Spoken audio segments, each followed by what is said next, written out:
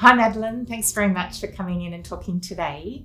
I thought we could start, if you don't mind, by just telling me a little bit about yourself. I do a few things. I'm like, I guess, the classic kind of gig economy worker. My main thing is I'm a visual artist, but to support myself in being an artist, I'm also a disability support worker. And I also work as a visual arts tutor and technician at a community centre. Yeah. Wow, that's a lot of work. Yeah. And very varied work. Tell us a bit more about each of those jobs and what you do in them. So I teach adults and kids, mainly visual arts and ceramics. But I only get like 1.5 days of work a week in that job. So I need to have a second job, and I have a second job as a disability support worker, which I've done for over a decade now. So that involves helping make dinner for the clients, helping shower, just like every day. Yeah. Making sure they've got support. Yeah. And so that's the kind of job which it doesn't stop. Like it's 7 days a week, and then carers, calls through the night and that sort of thing. Yeah. And even though you've done it that long, did you say that's been casual the whole time? That's casual, yeah. For more than 10 years? Yeah. So do you know when you're going to work and how many shifts you're going to get in a week? How does it work week to week? Occasionally I get shifts a little way in advance. Like I might get a text message from my manager to say we need to fill these shifts. Like how much in advance? When I'm lucky, it's say a week or two.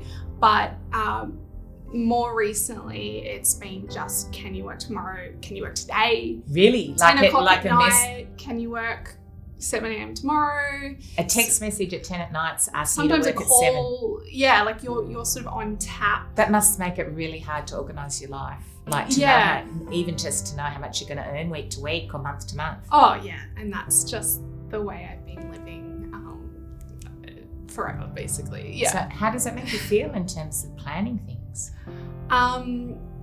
Basically constant insecurity. And honestly, even when COVID happened, it obviously worsened the situation in both my jobs. For a period, I had no work at all. But almost in a way, sadly, I was almost used to it. And I was like, oh, well, it's just another, insecure work problem. And of course, like the casuals are the first to go and the last to be supported by JobKeeper or whatever. So tell me a bit about that. Like what happened once the pandemic hit in both your jobs? So in terms of my community centre job, that's local council. So all of the casuals were stood down pretty early on. And in the other job, I went from like shifts here and there to no shifts. This is a disability care job, and weirdly, my company decided to put all the permanents on JobKeeper. But then as a casual, and I've talked to a couple of other casuals, I can't speak for all the casuals, but we were told, oh, you're irregular casuals, you're not eligible for jobs. So even though you've been working for them for that long, that you didn't get JobKeeper? Yeah. And I was like, oh, well, all of us work irregular hours. That's the nature of our work. They really treat casuals like casuals in that job. They're like, dispensable. Yeah. So that was pretty disappointing after so many years in that. So both your jobs stopped? Yeah. So what did you do? How have you survived? So luckily I had, just before the pandemic, like literally 2 weeks before the pandemic hit, I'd signed up to Centrelink because of my underemployment. And I wasn't getting enough money anyway. And then the pandemic hit, so I guess I went on to JobSeeker. But JobSeeker is sort of not ideal when you're underemployed, because it feels like when you go to work, like your payment just goes down. And I was feeling actually quite nervous to go to work, particularly in the disability job, because adequate PPE and hygiene was an issue at the time, and it's sort of discouraging to go to work when you don't feel safe, you don't feel valued.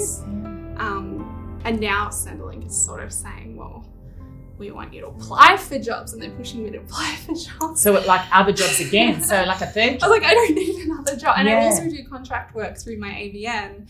So like I have, I don't need another job. You just need more hours and more pay. Yeah.